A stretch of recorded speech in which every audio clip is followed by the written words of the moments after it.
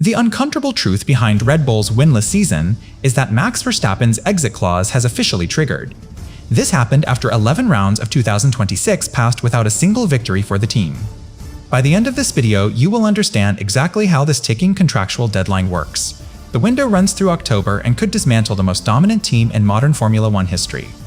This is not generic speculation about driver market rumors or silly season chatter. It is a concrete breakdown of the specific championship threshold that has already been breached. We will explore the precise time Red Bull has left to fix this mess. They must either convince their star driver to stay or face a future without him. The resolution to this standoff is coming into focus as we speak right now, but getting there requires untangling a web of contradictory signals from inside the paddock. Here is where the story gets genuinely complicated for everyone watching at home. You cannot simply assume the exit clause means an automatic departure for Verstappen. The mechanical trigger of falling outside the top two has undeniably been met at the summer break. Verstappen sits roughly 6th and about 110 points behind Mercedes leader Kimi Antonelli. Yet the human response to that trigger remains completely unresolved and openly disputed today. German outlet Bild reported a specific new contract offer extending to 2029 with higher salary. That deal reportedly removes all exit clauses to secure his long-term future. But Jos Verstappen publicly dismissed those exact reports on X shortly after they surfaced. He stated, "You know absolutely nothing," in a blunt post responding to the rumors. This creates a direct contradiction that leaves us wondering if the rescue package exists.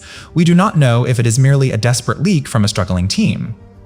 So what happens when the legal mechanism says go, but the family says stop? Which version of reality are we supposed to believe as October approaches? That tension between contractual certainty and public denial defines this entire moment in 2026. The uncomfortable truth is not just about points deficits or winless streaks on track.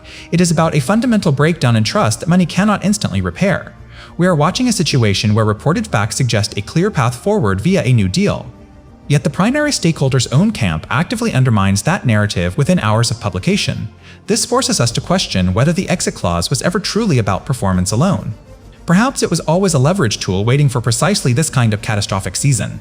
The answer lies buried in the gap between private documents and public statements. Closing that gap is the only way to understand this paralysis. A team that won everything from 2021 through 2025 now faces uncertainty despite having a champion under contract. The legal ambiguity only exists because the on-track product has collapsed so completely. Max Verstappen has repeatedly blasted the RB22 as undriveable across multiple race weekends in 2026. This is not polite feedback delivered in a debrief room behind closed doors. These are raw team radio transmissions broadcast live to millions of viewers worldwide. He explicitly stated, "The car's undriveable. We never had anything this bad, with everything together, during one particularly frustrating session." That quote captures a level of despair rarely heard from a four-time world champion. It signals that the fundamental relationship between driver and machine has broken down entirely. The uncomfortable truth is that no amount of contract negotiation can fix a car that refuses to cooperate. Car breaks down, trust evaporates, silence follows. Verstappen went further than just calling the handling poor or difficult to manage. He told his engineers, "We don't have tire degradation, we have car degradation." This distinction matters enormously for understanding why development has stalled. Normal tire wear is a predictable variable that teams model and strategize around every single weekend. Car degradation is a chaotic mechanical failure that changes the balance from lap to lap unpredictably. He explained that if you have a balance problem that shifts constantly, it becomes very complicated to drive fast. You cannot build confidence in a platform that reinvents itself every few corners. This explains why Red Bull has failed to win through 11 Grands Prix despite having elite personnel. How do you extract peak performance when the baseline moves beneath your feet? The answer appears to be that you simply cannot without risking disaster. Verstappen admitted, "I can't even put a bit of a reference in. Every lap is like survival." He elaborated that he cannot push at all because the car does not let him attack the circuit. Every lap is honestly survival for him right now, according to his own assessment. This transforms Formula One from a precision sport into an endurance test of nerve. The driver is no longer racing opponents but biting his own equipment just to stay on track. Such admissions are devastating for a team that built its reputation on engineering excellence and operational perfection over the last half-decade. He also confessed, "From lap 1 of this new regulation, I've not enjoyed this car for sure." That statement confirms the issues are systemic rather than temporary setup errors. The 2026 rules overhaul was supposed to create closer racing and better cars for everyone. Instead, it has produced a package that alienates its primary asset from the very first test. Enjoyment might seem secondary to results in professional motorsport, but it actually drives feedback loops. A driver who hates his car stops searching for marginal gains and starts protecting himself from mistakes. This psychological withdrawal compounds the mechanical deficits exponentially over a 24-race calendar. So where does that leave us regarding the immediate competitive outlook? The data paints a grim picture that validates every harsh word spoken over the radio. Verstappen has managed only 4 podiums and 109 points through the first 11 races of 2026. That tally represents a historic underperformance relative to the dominance Red Bull displayed from 2021 through 2025. For context, this marks their first winless half-season since 2015 when Verstappen was still a teenager at Toro Rosso. The gap between past glory and present reality has never been wider or more painful to witness. Fans accustomed to victory parades now watch a champion struggle merely to finish in the top 6. This statistical decline provides the hard evidence backing up those emotional radial outbursts we analyzed earlier. Picture this for a second. You are strapping into a machine designed to generate 5 Gs of lateral force through high-speed corners. Now imagine discovering mid-qualifying that the rear wing mounting point is structurally compromised. That terrifying scenario became reality during Hungary qualifying when a rear wing failure created what Verstappen described as becoming dangerous for himself. This was not a minor aerodynamic inefficiency costing tenths of a second per lap. It was a fundamental safety breach that forced engineers to question whether the car should even be on track. Such moments transform performance anxiety into genuine physical risk for the driver inside the cockpit.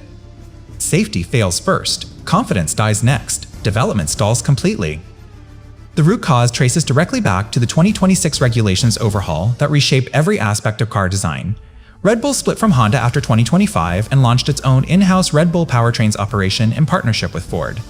This new power unit has been repeatedly named as an underperforming element relative to rivals throughout 2026 coverage. Building a competitive engine from scratch while simultaneously adapting to lighter chassis philosophy is an enormous engineering challenge. Even established manufacturers struggled through similar transitions in previous regulation cycles.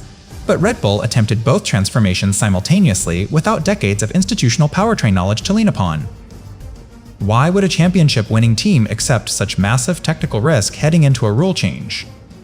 The answer lies in long-standing apprehension that Verstappen's camp felt about how the new package would drive. That concern was significant enough to demand the performance-linked exit clause we discussed at the very beginning of this video. They feared exactly this kind of developmental dead end where ambition outpaces execution. The uncomfortable truth is that their worst-case scenario has materialized precisely as predicted.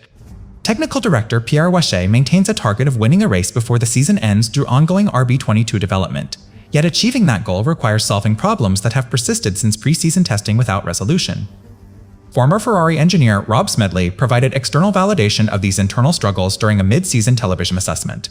He rated Red Bull a mere 5 out of 10 in his stinging verdict on their competitiveness. Smedley stated plainly that Red Bull should be just doing so much better given their resources and recent history. He also observed that there's a different problem every weekend or something like that regarding their inconsistent form. This outside perspective confirms the issues extend beyond isolated component failures or setup errors. The entire development methodology appears misaligned with what the 2026 formula actually demands from teams. So what does this mean for the remaining races before October arrives? The Hungarian Grand Prix offered a glimpse of both despair and resilience within the same afternoon session. Verstappen recovered from 6th place to finish 2nd, despite the car's documented issues and safety concerns. Motorsport Week cited this result as evidence of strong racecraft compensating for a weak package. But relying on individual brilliance to mask systemic deficiencies is not a sustainable strategy over 24 races. Eventually, the math catches up with even the most talented drivers on the grid. 4 podiums across 11 events demonstrates the ceiling this flawed platform imposes regardless of who sits behind the wheel. Remember how this all started, with the specific claim that Verstappen's exit clause triggered because he finished the first half of 2026 outside the top 2, roughly 110 points behind Kimi Antonelli. That contractual tripwire was supposed to provide clarity about his future, yet the response from his inner circle has only deepened the fog surrounding his next move. His manager Raymond Vermeulen stated unequivocally via ESPN that Max wants to finish his time with Red Bull and has a contract until 2028 that he would like to fulfill. This sounds like a definitive commitment to seeing out the current deal despite the car's well-documented failures. It suggests loyalty might outweigh frustration when the moment of truth finally arrives at the negotiation table. Words clash hard, actions diverge, speculation intensifies daily. Sky Sports News reported that Verstappen's camp had already initiated contact with McLaren regarding a potential future seat. This development emerged shortly after the British Grand Prix and directly contradicts the narrative of steadfast loyalty presented by his management. No team has confirmed any deal exists for 2027 or beyond as of early August 2026. ESPN and Sky Sports both frame these reports as classic silly season speculation rather than finalized agreements. Yet the mere existence of preliminary conversations signals that options are being actively explored behind the scenes. A driver does not typically engage rival teams while fully committed to honoring an existing multi-year agreement through its natural conclusion. What explains this stark disconnect between public declarations of loyalty and private exploratory meetings? The answer may lie in the distinction between wanting to fulfill a contract and being legally obligated to do so under deteriorating circumstances. Vermeulen's statement reflects an ideal scenario where competitive performance returns and makes staying desirable for everyone involved. But the reality on track has made that ideal increasingly distant with each passing race weekend without victory. The uncomfortable truth is that desire alone cannot bridge the gap left by 11 rounds of uncompetitive machinery. Even the most loyal relationships in motorsport have breaking points when safety and results consistently fail to meet professional standards. Rumors about Mercedes have also circulated, but Dutch commentator Ernst Kuipers has downplayed that specific destination in recent analysis. Some observers suggest retirement or a sabbatical could emerge as alternatives if no satisfactory competitive option materializes before October.